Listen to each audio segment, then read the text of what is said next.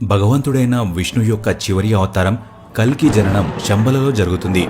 కల్కి అవతారం యొక్క జననం జరిగే కొన్ని రోజుల ముందు వ్యాసుడు మరియు పరశురాముడు చిరంజీవులందరికీ కల్కి జననం గురించి చెప్తూ శంబలకి రావడానికి ఆహ్వానిస్తారు. Meeting of immortals warrior. Hanuman అంజనిపుత్రుడైన శ్రీ హనుమంతుడు ఈ భూమి మీద దాదాపు 9 లక్షల సంవత్సరాలుగా ఉన్నాడు. సీతాదేవి మరియు శ్రీరాముల వారికి సేవ చేసినందుకు కారణంగా కలియుగ అంతం వరకు ధర్మాన్ని రక్షించమని హనుమంతుడికి చిరంజీవిగా వరం దక్కింది. 4 లక్షల సంవత్సరాలుగా హనుమంతుడు కల్కి అవతారం గురించి భూమి మీద వెతుకుతూ సమాధిలో ఎదురుచూస్తూ ఉన్నాడు. కాని ఇప్పుడు 13,28,000 సంవత్సరాలు ఎదురుచూసిన తర్వాత అతనికి చివరి కార్యం యొక్క సందేశం అందబోతోంది. హిమాలయాల్లో ఉన్న కైలాస పర్వతంకి ఉత్తర దిశలో ఉన్న గంధమాదన పర్వతంలో కూర్చున్న హనుమంతుడికి వ్యాసుడు మరియు పరశురాముడి యొక్క సందేశం అందుతుంది. ఆ మాయగోళంలో పంపించిన సందేశాన్ని హనుమంతుడు చూడగానే అర్థం చేసుకుంటాడు. ఇక శంబలకు వెళ్లడానికి తయారవుతాడు. ఇక హనుమంతుడు ఆ మాయాగోళం దారిగుండా వెళ్తాడు. కింగ్ విభీషణ. ఇంకో సందేశం లంకకు వెళ్తుంది. ఇక్కడ మనం రావణుడు తమ్ముడైన విభీషణుని చూస్తాం. ఇతను ఆ 8 మంది చిరంజీవులలో ఒకడు. శ్రీరాముడు తన పాలన చివరిలో అయోధ్యని వదిలి వెళ్లేటప్పుడు శ్రీరాముడు విష్ణువు యొక్క నిజమైన రూపాన్ని పొందాడు. మరియు విభీషణుడికి మీరు భూమి మీద ఉండండి, ప్రజలు సత్యం ధర్మం మార్గంలో నడిచేలా మార్గదర్శినిగా ఉండాలనే ఆదేశం ఇస్తాడు. ఇందుకనే విభీషణుడు కూడా అనంతకాలం వరకు అమరుడు మరియు కల్కి అవతారానికి తోడుగా ఉంటాడు. లంకలో భీకర ధ్యానం చేస్తూ ఉన్న విభీషణుడి దగ్గరకు ఈ సందేశం వస్తుంది. ఆ వెలుగు రావడంతో విభీషణుడు జరగబోయేది ఏంటో గమనించాడు. ఆ గోళం యొక్క సందేశాన్ని వింటాడు. ఇక విభీషణుడు ప్రయాణాన్ని మొదలుపెడతాడు. కృపాచార్యుడు. ఇప్పుడు మనం చిరంజీవుల్లో ఒకడైన అశ్వత్థామ యొక్క మామ మరియు కౌరవులు పాండవుల యొక్క గురువు కృపాచార్యుడు గురించి మాట్లాడుకుందాం. పురాణాల ప్రకారం కృపాచార్యుడు మహాభారత యుద్ధంలో కౌరవుల వైపు ఉండి పోరాడుతూ చివరి వరకు దుర్యోధనుడికి పాండవులతో సంధి చేసుకోమని చెప్పాడు. కృపాచార్యుడిలా చెప్పినందుకు శ్రీకృష్ణుడు ద్వారా చిరంజీవిగా వరం పొందాడు. ఆ మాయగోళం కృపాచార్యుడు ముందుకు వచ్చింది, వెలుగుతుంది. కృపాచార్యుడు ఆ వెలుగును చూడగానే అతనికి సందేశమేంటో తెలుస్తుంది. ఇక అతను ఆ గోళంతో పాటు నడుస్తూ శంబల వైపు వెళ్తాడు. కింగ్ మహాబలి. 4వ సందేశం రాక్షస మహాబలి. పురాణాల కథల ప్రకారం మహాబలి విష్ణువుకి భక్తుడు. మహాబలికి అమరుడిగా వరం విష్ణు అవతారమైన వామనమూర్తి వల్ల దక్కింది. ఆ సమయం నుంచి ఈ రోజు వరకు రాజా మహాబలి పాతాళలోకంలో రాజుగా ఉన్నాడు. ఈ మాయా సందేశం గోళం పాతాళలోకంలోకి వెళ్లి రాజు ముందు ఆగింది. అది అందరి ముందు అక్కడ వెలుగుతుంది. అందులో పరశురాముడు మహాబలికి కనిపిస్తాడు. పరశురాముడు మహాబలిని శంబలకి రమ్మని ఆదేశమిస్తాడు. సేజ్ మార్కండేయ. 5వ గోళం చిరంజీవి మహర్షి మార్కండేయ దగ్గరకు చేరుకుంటుంది. మహర్షి మార్కండేయకు 16 సంవత్సరాల వయసులో తన మృత్యువు యొక్క అంతిమ సమయంలో శివుడు తన భక్తిని మెచ్చి దర్శనమిచ్చి చిరంజీవిగా వరమిస్తాడు. ఈ మాయాగోళం ఎన్నో సంవత్సరాలుగా ధ్యానం చేస్తున్న మహర్షి మార్కండేయుడి దగ్గరకు వస్తుంది.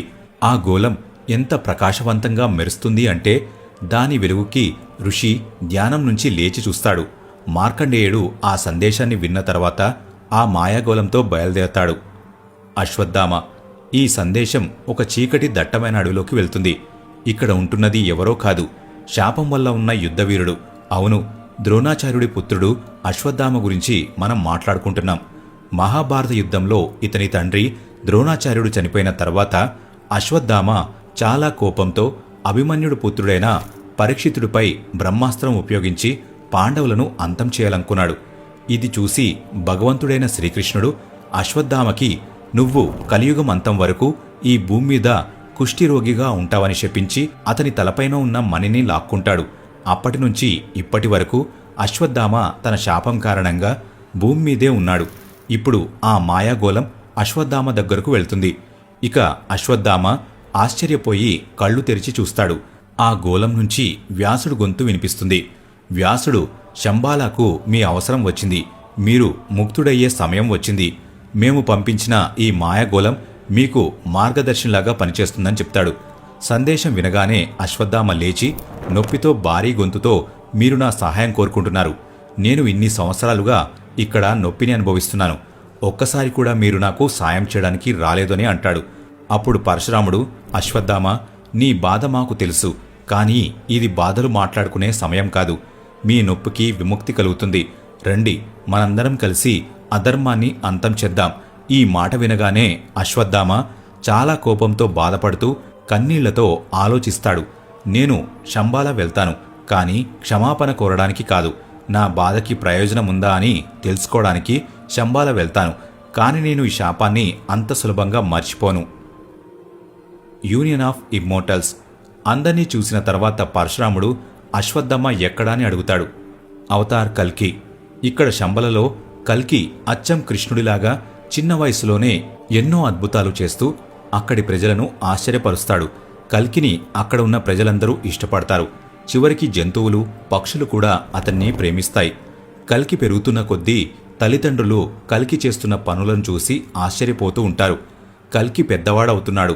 విష్ణుయాసుడు కల్కిని ఎంతో శ్రద్ధగా పెంచుతూ వేదాలు నేర్పుతూ సంస్కారవంతుడిగా తీర్చిదిద్దాడు. అతను కల్కిని పిలిచి, నీవిప్పుడు ఒక మంచి పండితుడి దగ్గర విద్య నేర్చుకోవాల్సిన సమయం వచ్చింది అని చెప్తాడు.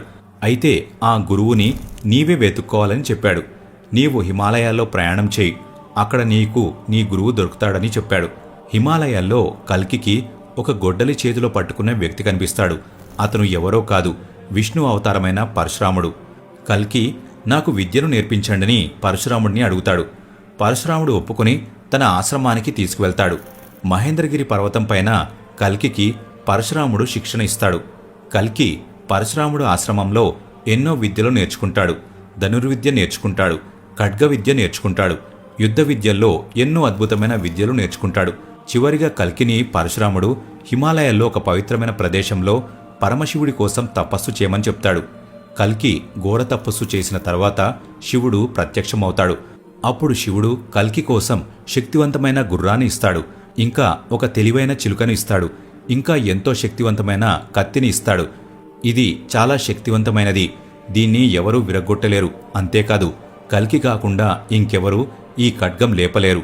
కల్కి పూర్తి శిక్షణ పూర్తయిన తర్వాత పరశురాముడి దగ్గరికి వస్తాడు. గురువుగారు, మీరు నాకు నేర్పిన విద్యకి ప్రతిఫలంగా గురుదక్షిణ ఇవ్వాలనుకుంటున్నానని చెప్తాడు. దానికి పరశురాముడు, నువ్వు నా ప్రియ శిష్యుడివి, నువ్వు నాకు గురుదక్షిణ ఇచ్చే అవసరం లేదు. కానీ నాకు గురుదక్షిణ ఇవ్వాలనుకుంటున్నావు కాబట్టి లోకం దుర్మార్గంతో బాధపడుతుంది. ప్రజలు ధర్మాన్ని మర్చిపోయారు. ఇప్పుడు ప్రజలు దుర్మార్గులుగా తయారయ్యారు, అధర్మాన్ని పాటిస్తున్నారు, వావి వరసలు లేకుండా ప్రవర్తిస్తున్నారు.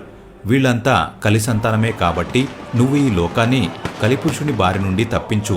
నువ్వు నేర్చుకున్న విద్యతో కలిసంతానాన్ని, కలిని నాశనం చేయని చెప్తాడు. ఇదే నువ్వు ఇచ్చే గురుదక్షిణ. ఇక కల్కి, నేను కలిసంతానాన్ని ఈ భూమి మీద పూర్తిగా అంతం చేస్తాను అని మాట ఇస్తాడు. ఇదంతా జరిగిన తర్వాత కల్కి తన ఇంటికి ప్రయాణిస్తాడు. అప్పుడే తన చిలుక కల్కితో ఇలా అంటుంది, ఇంటికి వెళ్లే ముందు మీరు ఒక శుభకార్యం చేయాలి. సింహాల అనే రాజ్యంలో ఒక కన్య ఉంటుంది. ఆ కన్యని మీరు పెళ్లి చేసుకోవాలని చెప్తుంది. ఆమె చాలా అందమైనది. ఆమె పేరు పద్మావతి. ఆమెని చెడు దృష్టితో ఎవరు చూసినా వాళ్ళు ఆడవాళ్లుగా మారిపోతారు. ఆమెను కామవాంఛతో చూసిన 36 మంది రాజులు ఆడవాళ్లుగా మారిపోయారు. పద్మావతికి శివుడి వరం ఉంటుంది. ఎవరైతే పద్మావతిని కామవాంఛతో చూడరో వారితో వివాహం జరుగుతుందనే వరం శివుడు పద్మావతికి ఇచ్చారు. కల్కి చిలుక మాట విన్న తర్వాత సింహాల రాజ్యానికి వెళ్తాడు. అక్కడొక చెరువు పక్కన చెట్టు కింద విశ్రాంతి తీసుకుంటాడు. కొంతసేపటి తర్వాత అక్కడ దారిలో పద్మావతి నడుస్తూ ఉండడం కల్కి చూస్తాడు. పద్మావతి కల్కిని చూసి దగ్గరకు వస్తుంది. కల్కి అందాన్ని చూసి పద్మావతి ప్రేమలో పడిపోతుంది. పక్కన కూర్చుని, మీరే నా భర్త, ఎందుకంటే నాకు శివుడు వరం ఉంది. మీరు చెడు దృష్టితో నన్ను చూడలేదు, మీరు స్త్రీగా మారిపోలేదు. అసలు మీరు ఎవరు అని పద్మావతి కల్కిని అడుగుతుంది. అప్పుడు కల్కి, నేనే రాముడిని, నేనే కృష్ణుడిని, నేనే కలియుగాన్ని అంతం చేయబోయేది, నేనే సృష్టిని అని చెప్తాడు. పద్మావతి విష్ణువుని దర్శించుకున్నందుకు ఎంతో సంతోషిస్తుంది. నిజానికి పద్మావతి ఎవరో కాదు, సాక్షాత్తు